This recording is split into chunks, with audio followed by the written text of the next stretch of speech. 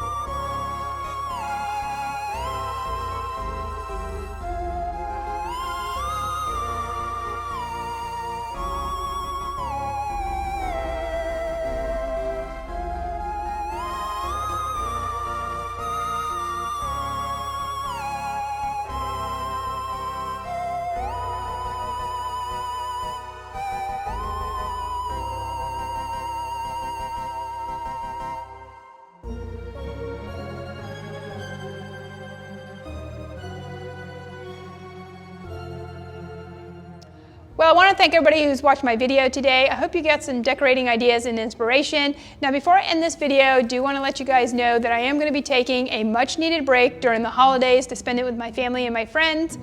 So you can always follow me over on Instagram at decoratingfanatic, and I will be posting pictures over there of how I decorate for the holidays. So I want to wish everybody a happy and safe holiday, and until next time, happy decorating.